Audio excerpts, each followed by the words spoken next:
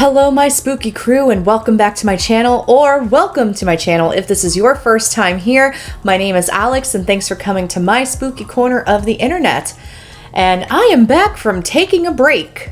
Honestly, y'all, I needed it. I was so burnt out. And plus with my Ghostbuster reaction trailer thing that came out, it kind of brought in some negativity into my life and whew, I was not equipped to handle it. My mental health was not doing great at all, and considering that I had been churning out content for the spooky stuff with a video, weekly podcast, ideally, blogs, and TikTok content, Instagram content, Facebook content, I was overwhelmed. I just needed to stop everything and just take a break and reevaluate myself. I almost considered just torching it all. Honestly, I also found out from you all, my audience, friends, supporters, and whatnot, you really do believe in the spooky stuff and you do enjoy my content, and I've created this community for people who, enjoy the paranormal and just want to have fun with it. I mean, that's really why the spooky stuff is here, is just to look at spooky stuff and have fun with it. From the bottom of my heart, I want to say thank you all to my subscribers. I now have over 2,000 subscribers, which is insane. So yeah, I just really appreciate you all so much. All right, let's dive into the topic for this video. Anytime I've read about celebrity ghost stories and I've kind of just gauged the reaction of the paranormal community, it's always been like, oh, they're attention seeking and all of that stuff. But here's the deal, y'all. Celebrities are people too. They're people and they can have paranormal experiences just like the rest of us, and their experiences are just as valid. And even celebrities in the adult entertainment industry can be haunted. I mean, I've worked with some celebrities in the past from the adult entertainment industry, like Stormy Daniels. Sasha Grey interviewed me on her TV show, The Grey Area. And I've also been interviewed by former Playboy bunny Bridget Marquardt, as well as playing softball with, of all people, Kendra Wilkinson. That was back when I was a kid, living in San Diego and playing Bobby Sox. I don't think she remembers me at all, but I actually remember her because she was super sweet. So I've had all these really weird connections to people in the adult entertainment industry, Playboy Mansion, Playboy Bunnies. But the crazy thing is, the investigating with Stormy Daniels and the interview with Sasha Grey happened within the same year. So, it's awesome. And I especially adore Stormy and Bridget because they're really genuine ladies, and they both exercise a lot of critical thinking in the paranormal, and yeah, legit ladies. Which is why when Ghost Adventures did the episode on Holly Madison's house, I was especially intrigued, and Bridget was also in the episode. So I read a ton of articles about the episode, and I'm not the biggest fan of Ghost Adventures,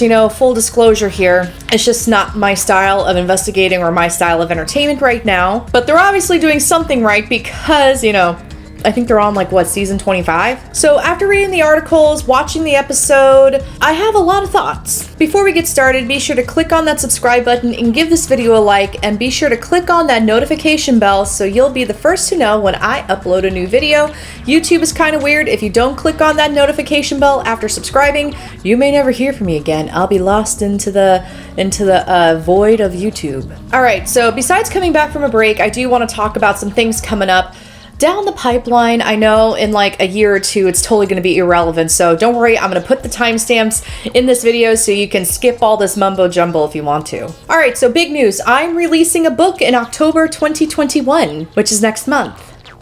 Cool. So as you know, or if you don't know, I was in an episode of Haunted Hospitals. It actually came out this year. It was season 3, episode 12, and the episode is titled They Followed Me Home, and my segment is called Why You Not Me.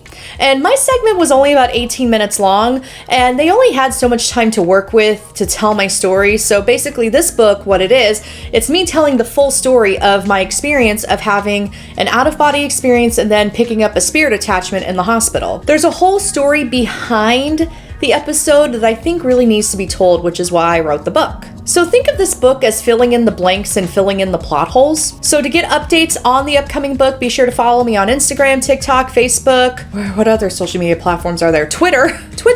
I also have a little Facebook group that you can join as well. And I also have a Patreon. I just started a Patreon, so if you really want to to be the first to know like updates and be the first to see the book cover and all that good stuff and get a behind the scenes look of the investigations that I do, then be sure to jump onto my Patreon page. Starting at about $5 per month, you can get a behind the scenes look of my life, my paranormal life, and also outtakes and bloopers of my videos.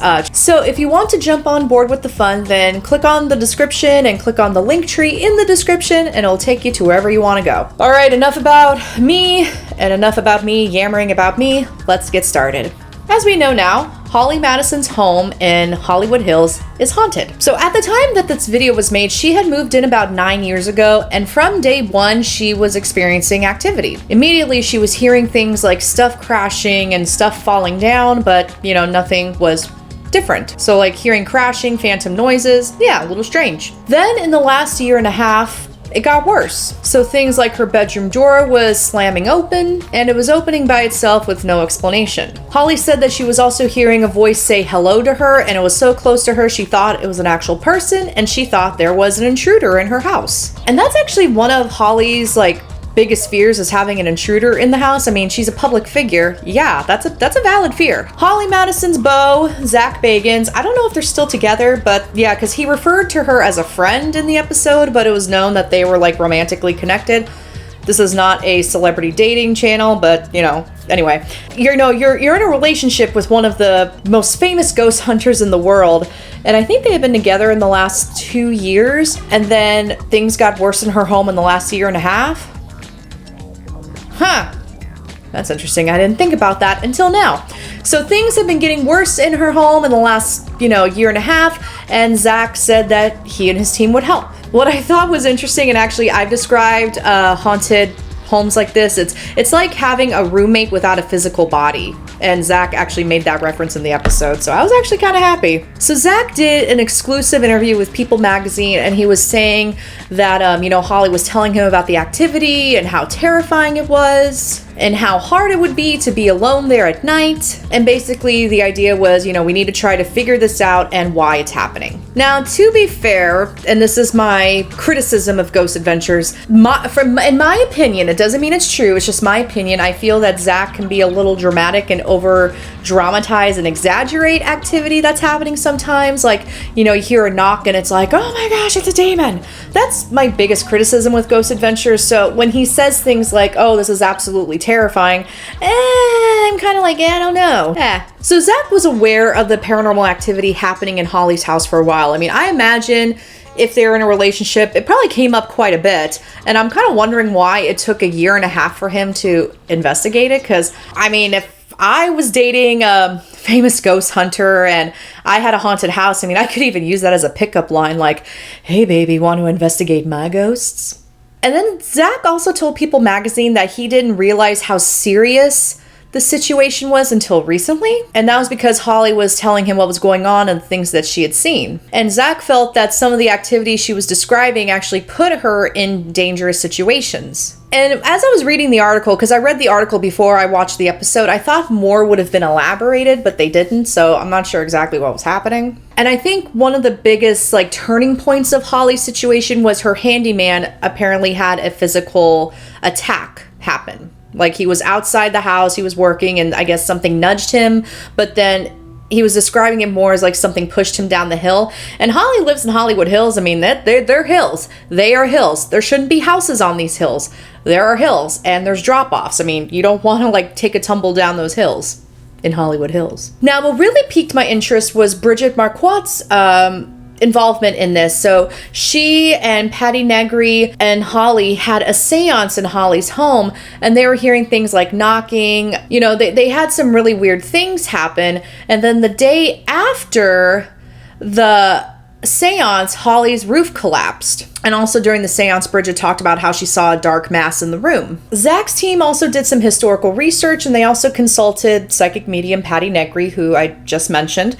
And so according to Patty, she thinks that the former owner is haunting the property. Doesn't necessarily mean anything dramatic. I mean, he might have just really loved his house and decided to stick around. She was picking up on things like he was saying that this is his house. Sometimes he would get really angry at Holly. And then he would also talk to Patty and say that he loved living in the house and he loved collecting antiques. So Zak's team did some research and they found out that there was a man named Dr. Joseph Reese lived in the house and he had an antique collection. So we got a couple things going on here. So we have, the owner of the house apparently haunting the house, and also he collected antiques. So there is some speculation that collecting antiques means that you are collecting basically the energy of other people, or there could even be spirit attachments with these antiques and collectibles. It's a thing. It definitely is a thing. So you already have that going on. And then of course with the seance, with Bridget saying that she saw the dark mass,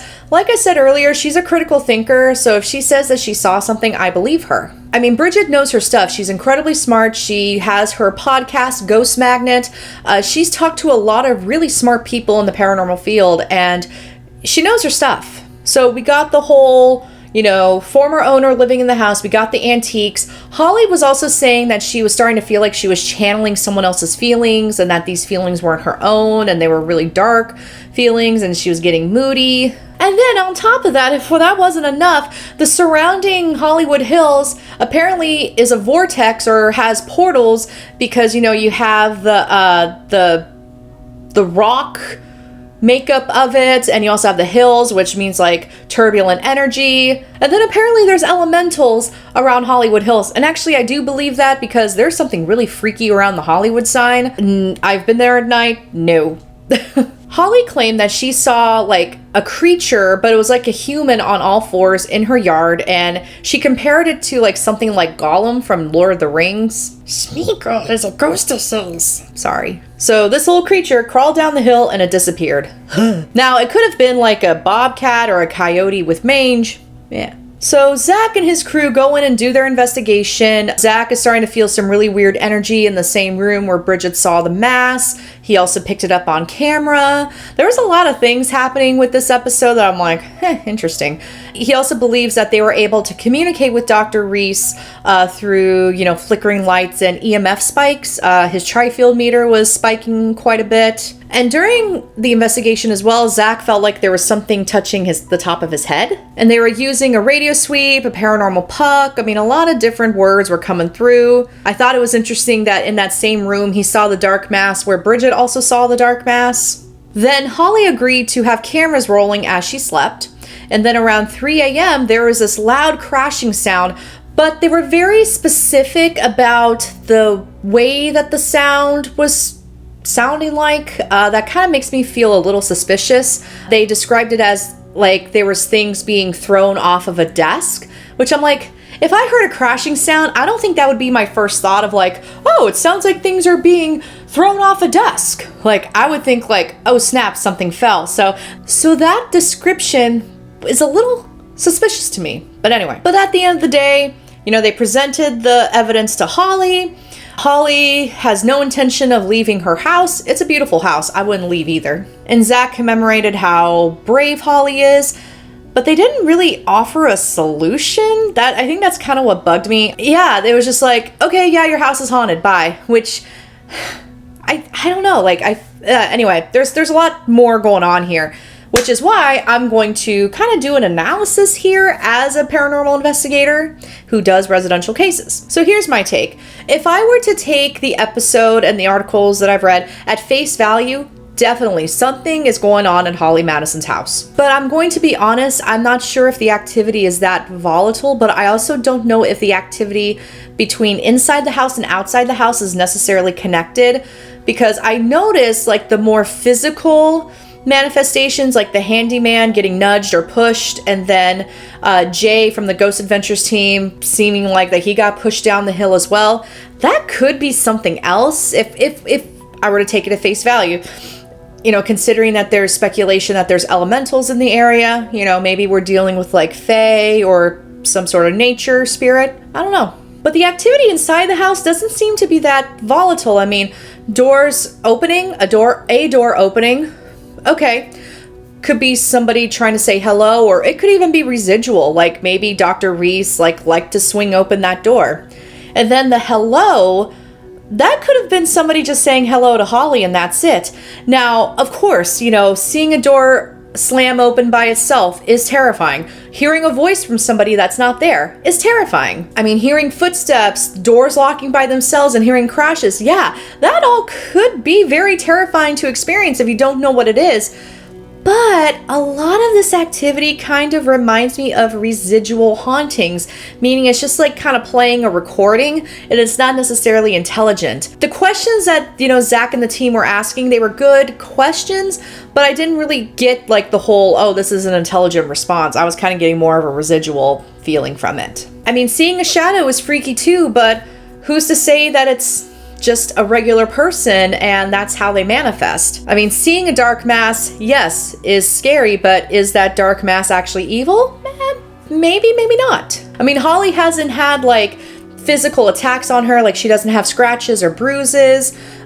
She's not feeling sick. I mean, she was feeling, those feelings that weren't hers, like she was channeling someone. She could very well have abilities, and she might have been feeling, the energy of the house or something residual. And then with Patty Negri's reading of the former owner of the house who died, he had died decades earlier. And when she said that Dr. Reese was angry at Holly, I'm not sure why. Like, why would he be angry at Holly? Now, Zak mentioned that as someone who collects haunted objects, he would get annoyed if someone messed with his stuff. So maybe that's why he's mad at Holly. However, Dr. Reese's stuff was sold at an estate sale long before Holly Madison moved into this house. So she's not the one who was responsible for getting rid of his stuff.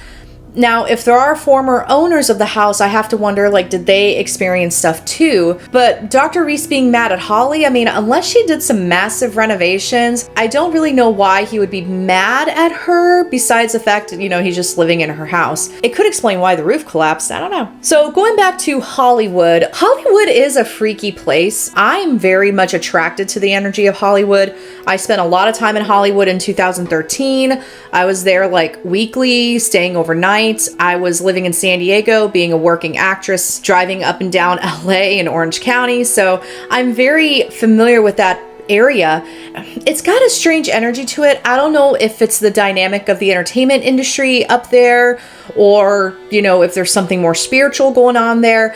But yeah, there's a lot going on. There's a lot going on spiritually. I'm really fascinated with old Hollywood hauntings. Like the Roosevelt Hotel is very haunted. The Hollywood sign is haunted. I mean, there was an actress that, unalived herself on the Hollywood sign, and it's believed that she's still haunting that area. I don't know if it's her, if it's something inhuman, but there is something freaky around there. So I think there is some merit with, Hollywood Hills like being a vortex or having some sort of portal. And I'm not normally on board with those theories, but with Hollywood, maybe. And some of the words coming through the radio sweep were also kind of interesting to me, especially with the female voice coming through saying that, we're going to have a family, or we're having a family. I didn't realize this until after I watched the episode, but, Holly Madison was with Hugh Hefner for several years, and one of the reasons why they broke up was because she wanted to get married and have a family. I'm a little bummed out that the Ghost Adventures crew didn't make that connection, because I think it is significant. I mean, have we even considered that maybe Hef may be coming through at Holly's house? I don't know.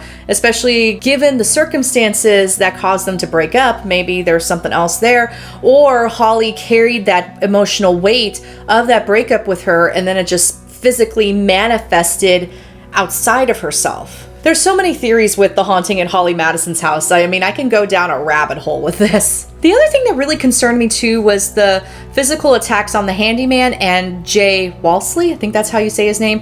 When Jay fell, I mean, he took a tumble, and had that tree not stopped him, he probably would have tumbled off the drop. I do appreciate Zak being a critical thinker in this though, because there was a bobcat stalking Jay this whole time, which, okay, that's okay. I would have tapped out right away. I don't think he knew it was there. I mean, the poor guy, when he got up, he was cut up and bruised. I mean, what caused that? Was Jay just clumsy, or did something push him? I mean, it would align to what the handyman said, but, it's hard to tell. I mean, I would love to watch the full footage of all of that just to see what would happen.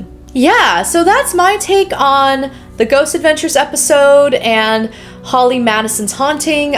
I mean, Holly, if you're looking for an investigator to follow up, call me. I would love to explore this place a little bit more, but also I would love to give Holly a resolution. Like I said, that was probably the one really big I had about the episode. It was basically confirmation like, okay, your house is haunted. There are some things that can be done. I mean, Holly doesn't have to continue living in fear. I mean, you know, you can do space cleansings, you can set boundaries. I mean, there's a lot of things you can try to do to help make your home a safer place. And yeah, I don't know. Those are just my 2 cents. If you enjoyed this video, then feel free to share with your friends and family who also enjoy ghost adventures, Holly Madison, and the spooky stuff. And be sure to follow my blog at thespookystuff.com and find me on social media. Feel free to drop a line and say, hey, I love it when my friends say hey. Thank you all so much for watching, and I'll see you in the next round.